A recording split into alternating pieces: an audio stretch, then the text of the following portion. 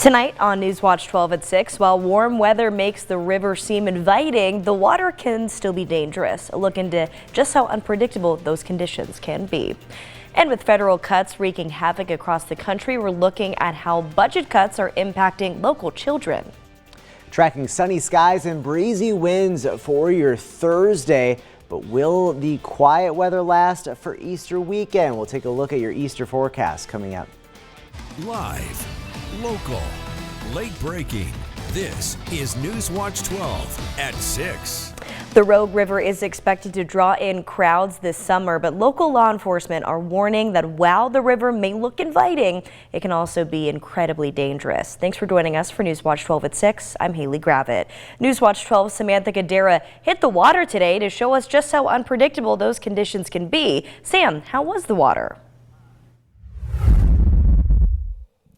Yeah, Haley, I gotta say the water was really fun today. It was rough in some parts and it was completely unpredictable as someone who is very inexperienced on the water. And I don't know if you can tell behind me, but it is moving very fast, which is something that a lot of people might not realize, that, you know, things can change super fast and it's important to be safe. The number one thing is really people kind of getting in over their head, so to speak, getting in above their skill level, people not wearing life jackets when they need to, or maybe not even having enough life jackets on their boat. That's a real serious issue. We started at the Tuvel boat ramp, and within just a short distance, I could already see major debris, shifting currents, and changing depth levels. Strohmeyer says this stretch of river is definitely not for beginners. How fast is the river running right now? Right now, I think is about 3,600 cubic feet per second. And it's going to get down, you know, September, just for some gauge there, might be as low as 900 or so, 1,000, somewhere around there. So it's pretty high right now. There's a lot of water. It's very deceiving just how much water is moving right now. We have the environmental issues. I mean, we just had a winter where the river fluctuated a lot, came really high a few times. A lot of trees and other debris went into the water. And so one of our big functions early on in this season is going to be dealing with those river hazards, trees and things like that. Those changes mean even familiar parts of the river can be risky. And deputies say it's important to know the conditions and plan ahead before heading out, and always make safety the priority. Reporting from the Rogue River, I'm Samantha Cadera. And I will say, you know, the easiest way to avoid a disaster or tragedy is to just have those life jackets with you and have enough for as many people in your boat. And you can see if you don't have them, most places will have them, but it's just the easiest way to keep yourself and your family safe. But for now, I'm Samantha Cadera reporting live from the Rogue River. And just in time for hiking season, the Rogue River Trail is back in business. The Bureau of Land Management sharing this video of how crews cleared the trails one boulder at a time. This comes after a significant landslide blocked the trail and created hazardous conditions last month. BLM says other hazards may be present along the trail. And if fishing is a little more your speed, 5,000 legal-sized rainbow trout have been delivered to Fish Lake. These trout come from the Coal Rivers hatchery. A general Oregon fishing license is required to fish for all trout, so be sure to have that license and be familiar with state fishing regulations before casting your line. Definitely talking a lot about some spring activities for us. Let's check in with Storm Tracker 12 Chief Meteorologist Matt Hoffman for a look at our conditions, Matt. Yeah, it was a pretty nice day overall today. Not as warm. Take a live look across southern Oregon and northern California. Plenty of sunshine, though. We made it into the mid-70s in Medford, a high day of 76 degrees. We're back down to 72 right now, but all in all, it's a lovely late afternoon, early evening setting up for the region. 72 degrees in Grants Pass, at 66 in Klamath Falls, 70 in Mount Shasta, and we're at 63 degrees along the coast in Brookings. Lots of sunshine, but a few stray showers have popped up just to the southeast of Siskiyou County. Clap of thunder there to the east of Bernie.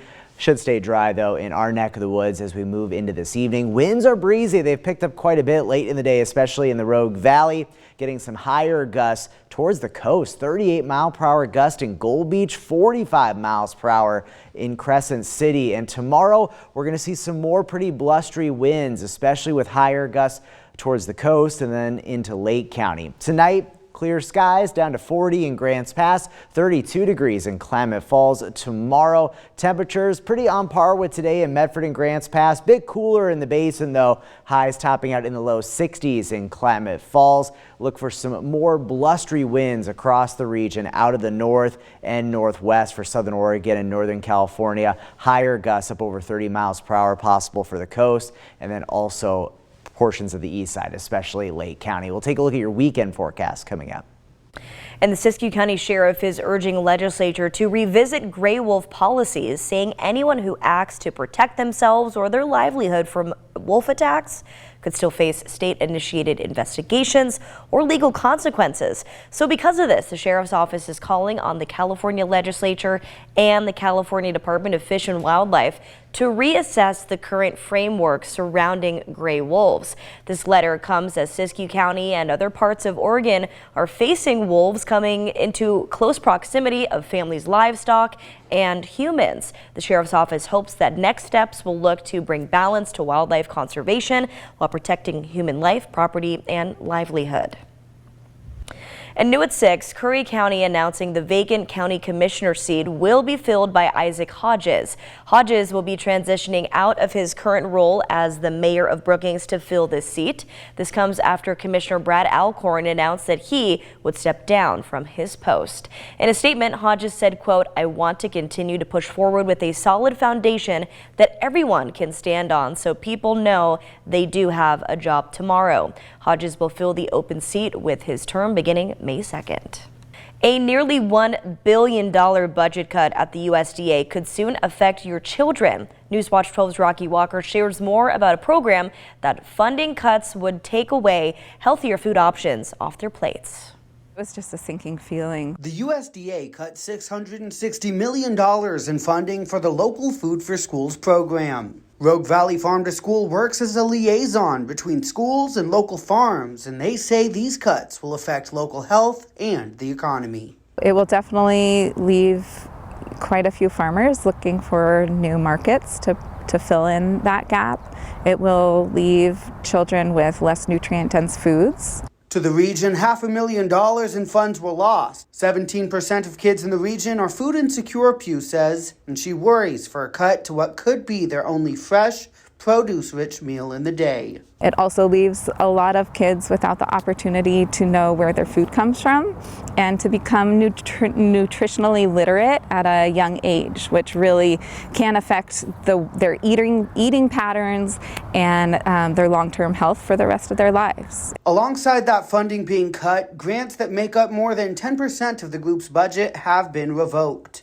affecting their ability to host the more than 100 local field trips they do a year, help local schools grow community gardens, and it completely eliminates a program to help process local foods to easier incorporate them into school cafeterias. And this takes away their confidence in future funding streams. We have multiple contingency plans and we're trying to retain as many employees and as many programs as we can, but there definitely will be some cuts that will have to happen next year. And they're fighting back against further cuts, using community testimony to urge the state to retain their current budget that has not yet been slashed.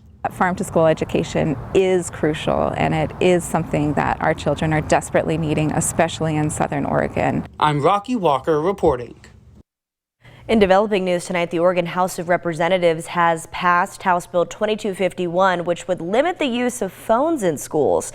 The bill would require each school district to adopt a policy prohibiting student use of phones in schools with limited exceptions. Earlier this year, the Medford School Board voted to adopt a new cell phone policy that is similar to the bill passed. Representative Kim Wallen, who introduced the bill, says that this bill will improve the outcome of schools for students and teachers. The bill is now heading to the state Senate. And Measure 114 remains in court after an appellate ruling, and Democratic lawmakers are looking to add gun control bills in the Oregon legislature.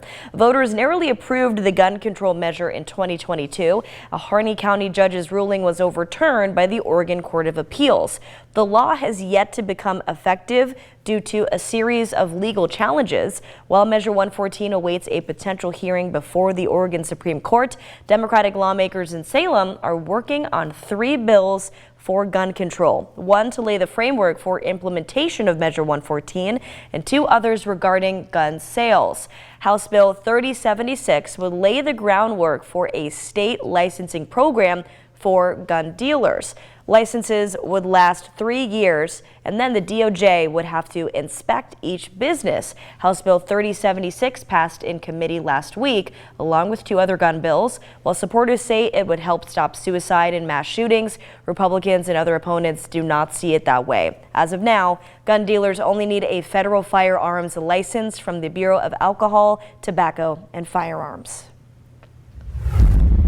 Looking ahead, the May 7th deadline for a real ID is now just 3 weeks out. The Rogue Valley International Medford Airport says TSA will begin enforcing the use of real IDs on May 7th. They say temporary driver's licenses are not an acceptable form of identification.